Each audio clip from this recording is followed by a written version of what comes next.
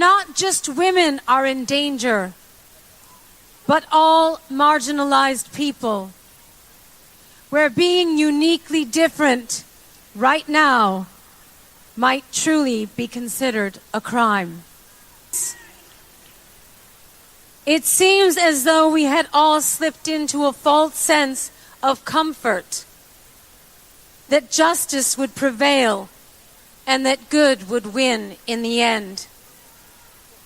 Well, good did not win this election, but good will win in the end. So what today means is that we are far from the end. Today marks the beginning of our story. The revolution starts here. The fight for the right to be free, to be who we are, to be equal.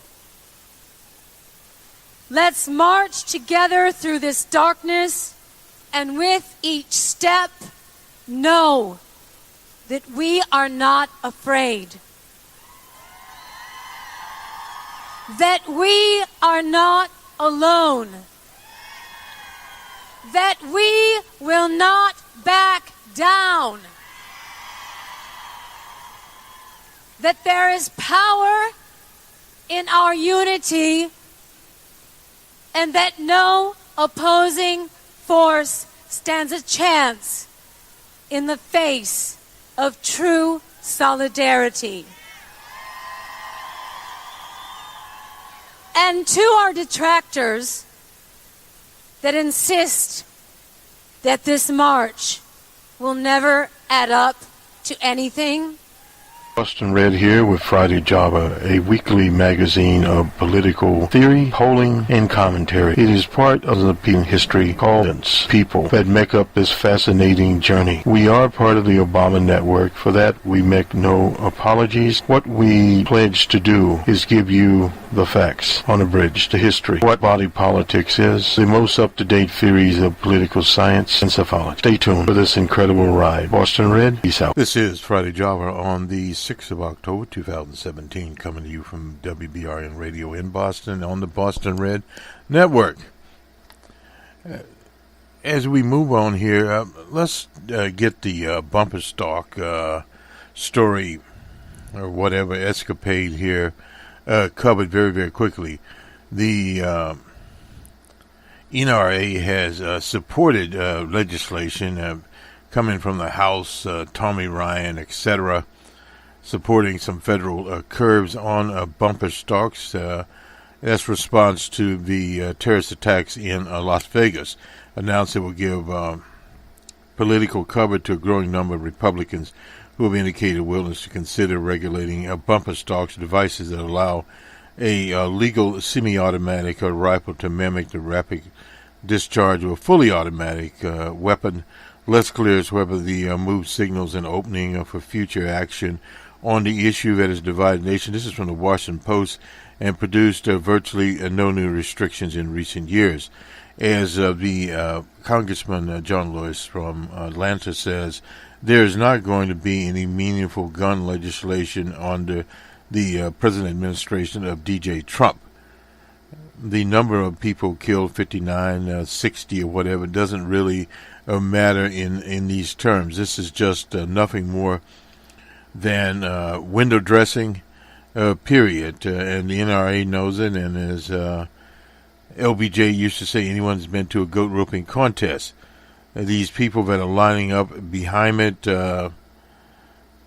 period, are just lining up behind it. More than a dozen Republicans were open to the possibility, a few of Congress' most conservative lawmakers, as well as some of its most avid guns right people, say the restrictions were worth consideration. I don't know what a bumper stock was until this week. Ryan said they've been around for a while, that he used to have kits that you convert them over. But nonetheless, this is one of the issues that is really honestly a non-issue. The old man McConnell hasn't said where he stands on this. It honestly doesn't matter on this because you'll see a picture of it down there, but basically people have already bought these in mass numbers as mass quantities out there, and they will rush out to get these $50 deals, period. And the ATF concluded that the bumper stocks have no automatically functioning pots or springs and perform no automatic mechanism function when installed. And according to a letter from them, the side fire solution we find that the bumper stock is a firearm part and not regulated as a firearm under the Firearm Control Act. In a joint statement, NRA, whatever here, advocates for greater regulation question the sincerity there. Well, there's no doubt. This is just a PR thing. John Faber Feinblast, president of Everytown for Gun Safety, that is a lobby for gun control founded by the former mayor of New York, Bloomberg. But these things are just basically blowing in the wind. They go nowhere, and a bunch of people know very little about them, including Heidi Heinekamp from North Dakota. Joe Meacham, who knows a little bit about that, said, "Ideas sound sensible and reasonable to me, but he plans to consult hunters in the state before taking a position." Donnelly of Indiana should state this is critical and timely issue there. In a sign of far-reaching interest in the issue, Jim Inhofe, a conservative, suggested that he is open to supporting the bill, but not yet. Well, anyway, that's what would happen here once the bill would get some support. They just moved another mechanism. Michael Blanchard said in the interview with Bumper Stocks, serve no purpose other than someone to have it and say this is cool. It serves no purpose for anything, he said, who ran the he used to be the ATF, not for sporting, not for target practice, not for hunting. And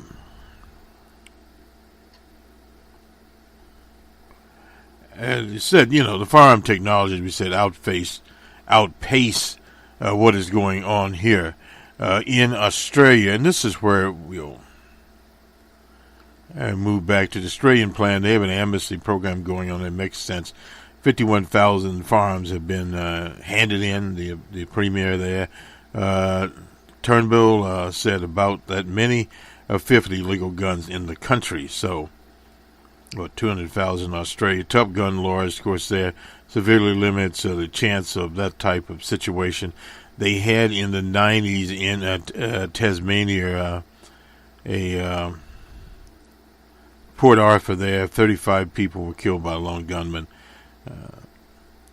Among the 19th century guns, a homicide, a homemade machine gun, a rocket launcher, a pistol small enough to fit in the palm of the hand. Well, all kinds of things going around there.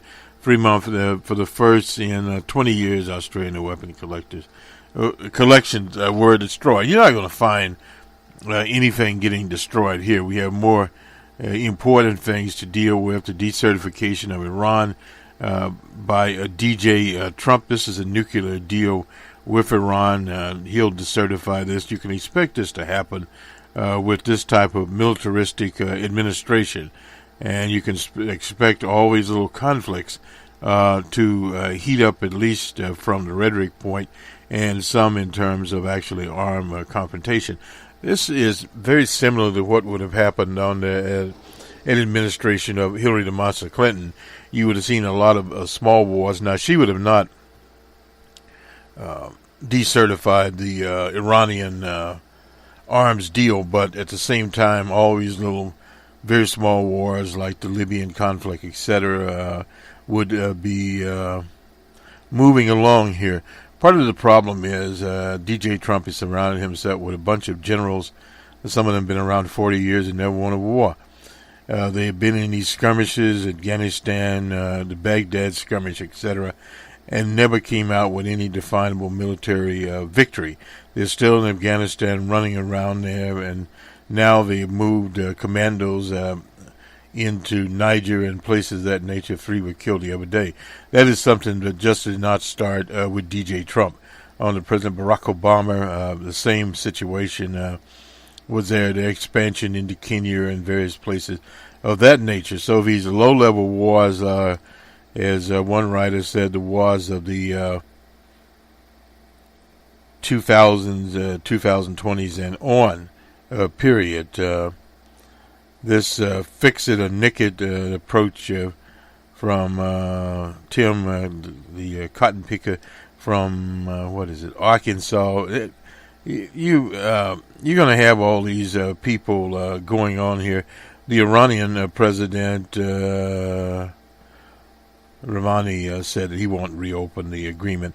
Now, this agreement, you have to understand now, there are other nations involved in this. China, Russia are involved, France, the UK, etc. So, in other words, those nations will stay within it. The U.S. will just be out there by themselves. And Coker, who is the chair of the Foreign Relations Committee, he will be leaving. So he is out of the situation, as is a representative named Murphy from Pennsylvania. That the scuttlebutt is that he advised a woman that he had an affair with to get an abortion. And he's supposedly anti-abortion, period. So what you're seeing here, you got McMaster here, you got people like Gardner from Colorado, called the nuclear deal very, very flawed. It doesn't matter with the Iranian nation since the American-held hostage situation, etc. The Iranians have had severe sanctions from the U.S. government, and they're still here to live and tell about it. So that's not going to change anything.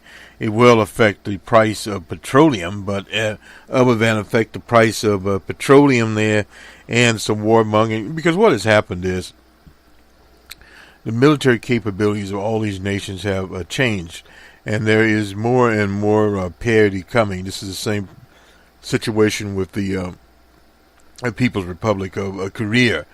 Their nuclear program is moving on. Now, DJ Trump, whatever he's talking about, that far fury, he'll get that.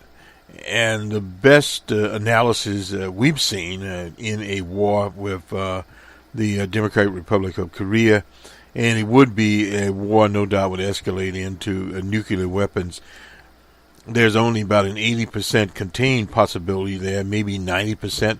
But the most optimistic military planners, what that means is 10% of those weapons would end up in Tokyo or wherever, and definitely in Seoul.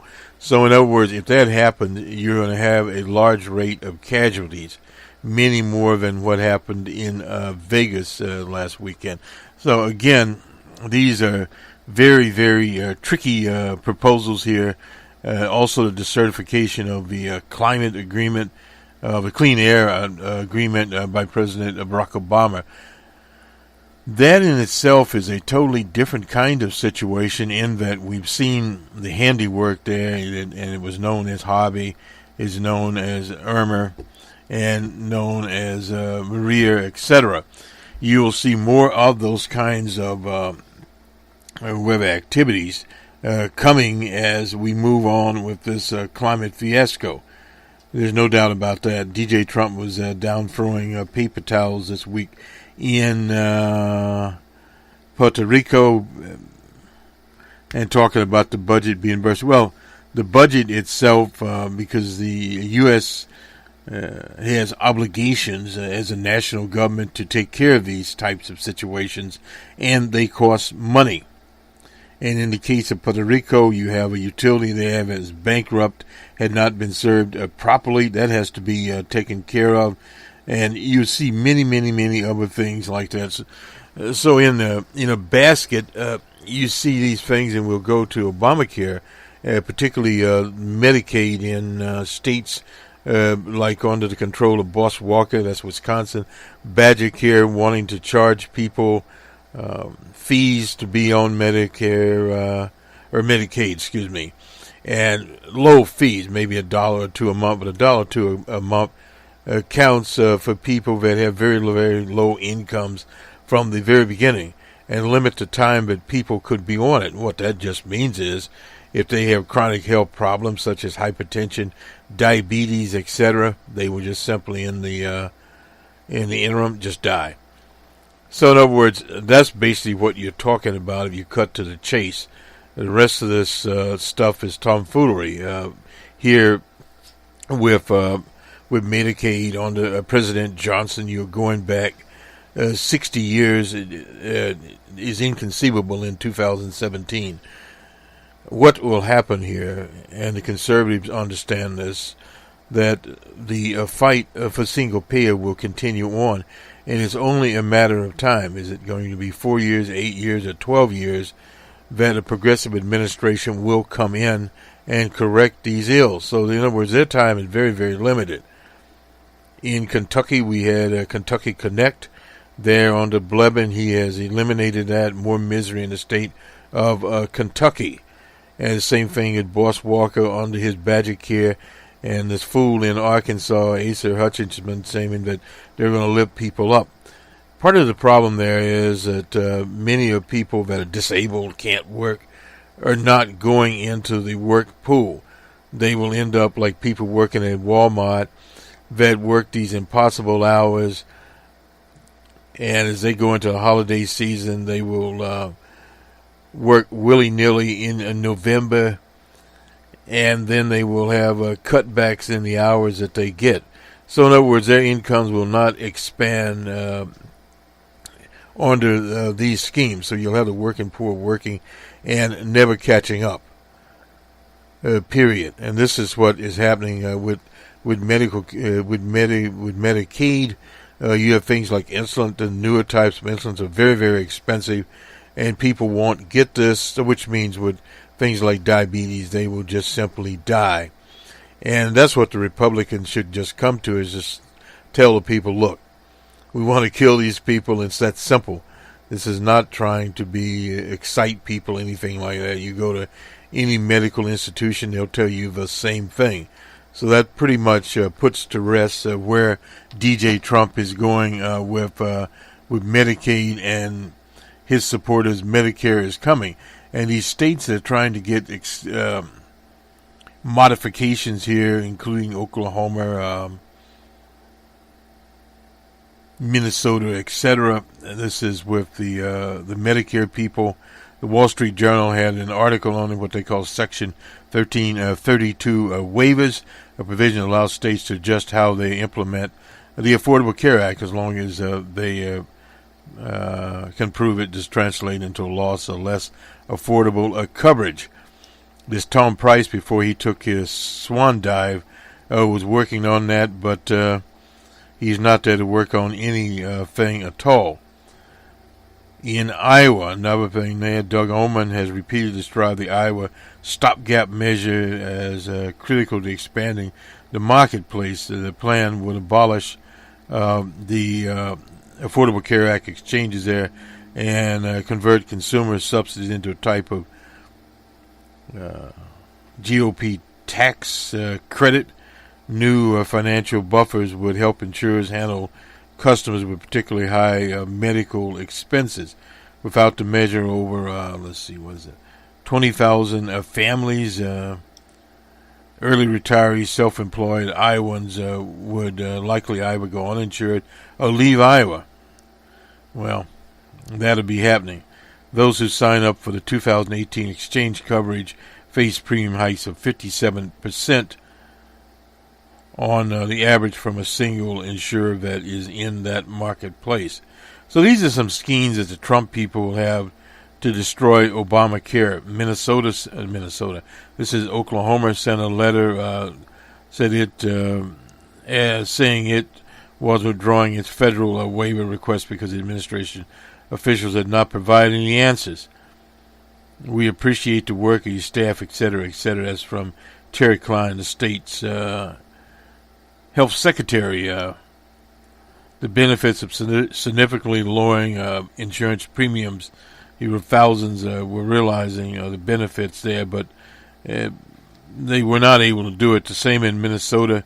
Governor Dayton there would provide, let's see, what is it, $323 million for a program, since the lowering would mean savings to the federal government. Now, there they would provide it, but at the same time, Vemer also would cut $369 million in funding from a separate program aimed at residents who earn 138% and 200% of the federal poverty level. So, in other words, taking from one hand to the other is what is going on there. And this is from the Post, urging states to try to tilt Medicaid in conservative directions. We already talked about Badger Care. It's an insult to humanity. You have all of these schemes out here.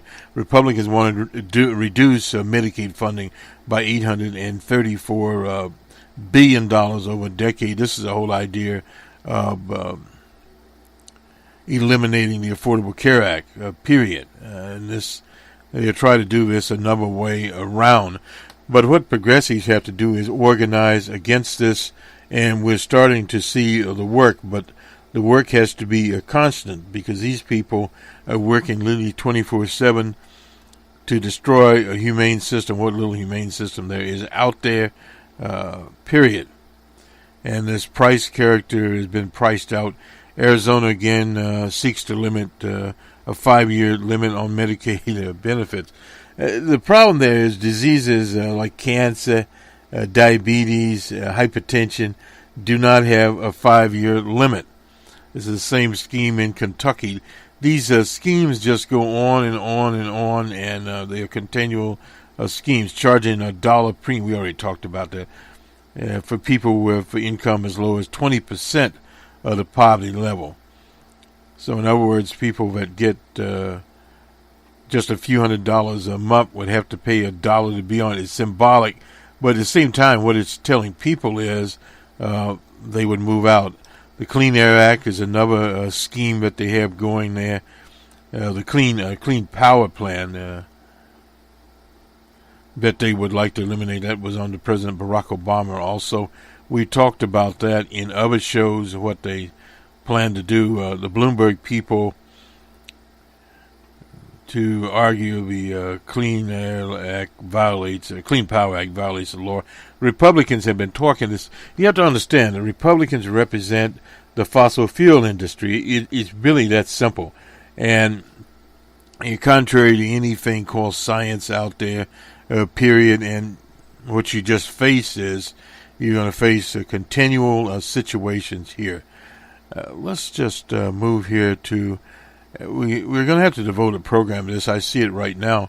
But Politico talked about the Nate Silver effect. We've talked about that type of effect of these various averaging, aggregated forecaster sites. We use Real Clear Politics, but we don't use it as a religion. And the 538 on the 2016 election, there were many, many visits to it, 2 million to be precise, and they missed the boat.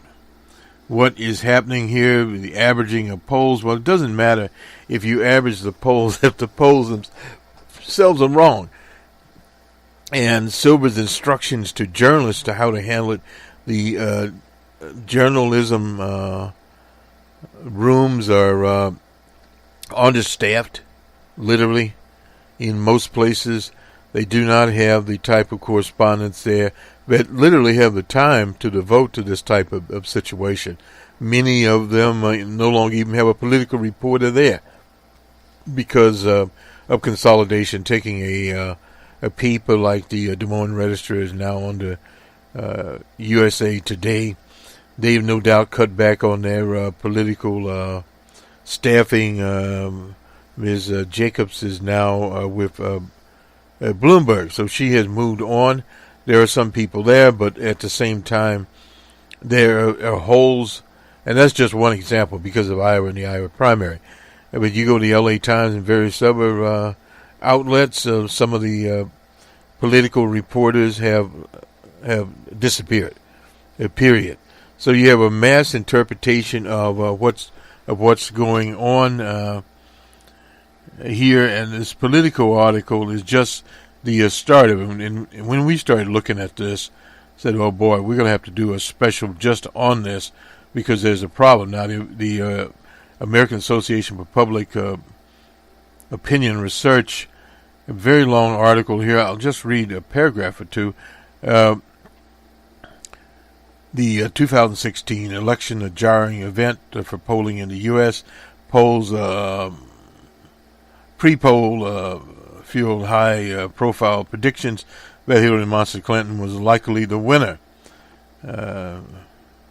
Winning the presidency was at 90% with an estimated 71 to 99% when DJ Trump was declared the winner. In the early hours of November the 9th, it came as a shock to his own pollsters, Jacob and House. There was and continues to be widespread consensus that the polls failed. And that, in essence, is actually what happened. And we'll have a special report on this as we have more time to deal with it. Let's go to ESPN. We now have a post-season baseball happening. Had two games going on Thursday night. And, of course, we run into the weekend here. We have everybody out. We had the American and National League wildcard games there. The Twins were eliminated. The Yankees went on. The Yankees, of course, lost tonight to Cleveland. And we'll get these scores right now in here. We've got a big day coming up later today on a Friday. And starting out here with the Sox Astros game. It was in Houston. 8-2 was the score. Astros over Boston.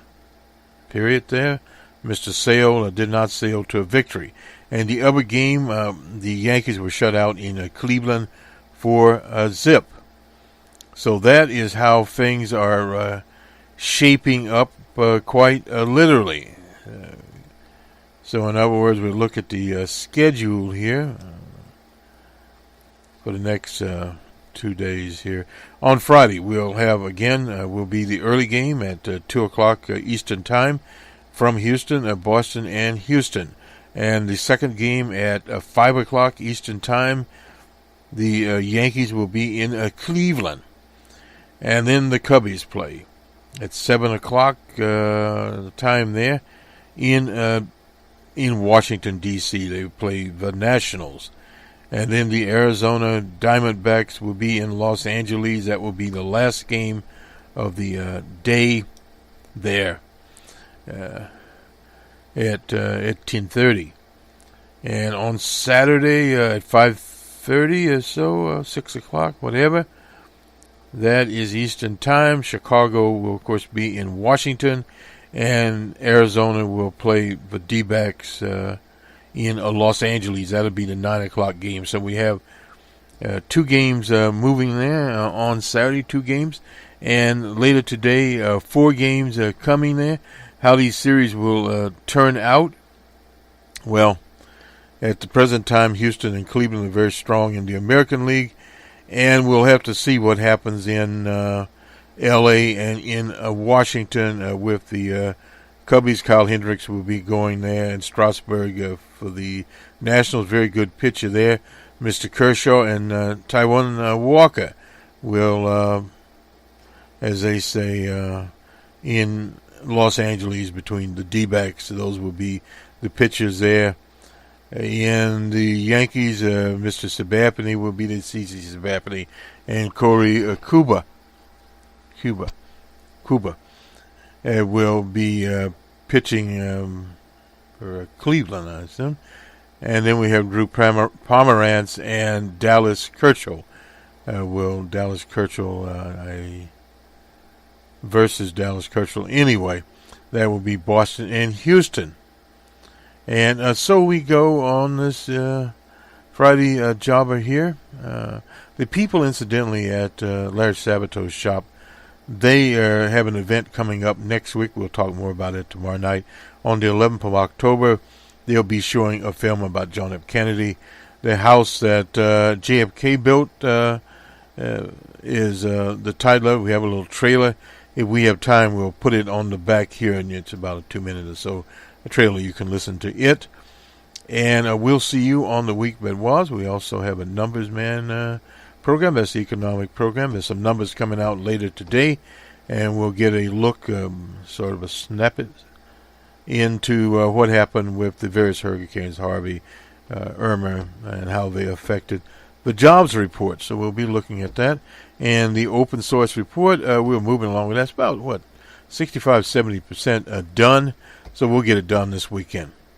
Have a good weekend, everybody. We'll talk to you on the week that was. And we'll get that program out on the 2016 election eventually. He said, "Things do not just happen.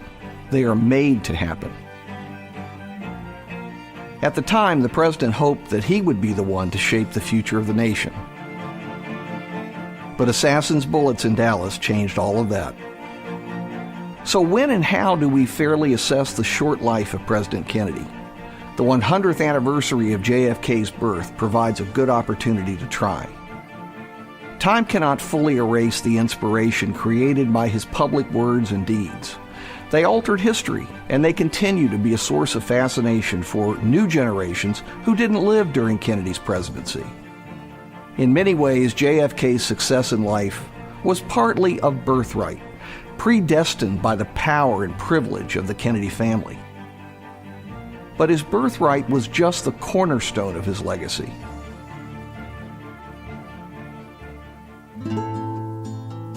In the spring of 1936, a young JFK's health deteriorated.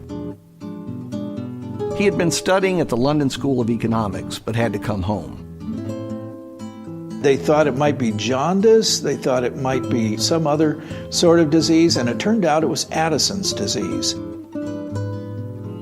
A journalist friend of his father's suggested the J6 Ranch in Arizona as a place where Jack and his older brother Joe could both benefit from the warm, dry air and get into shape for the fall athletic season. While they were here, they mended fences, they herded cattle,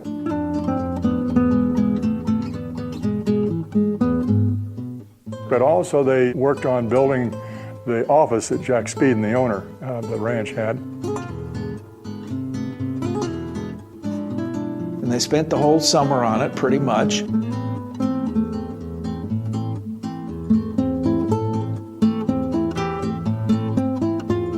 And Jack liked to call it the house that Jack built, because Jack Kennedy was the one that built the house. Ask not what your country can do for you. Ask what you can do for your country. Piece by piece, Jack Kennedy constructed his own unique legacy. And this is the house that Jack built.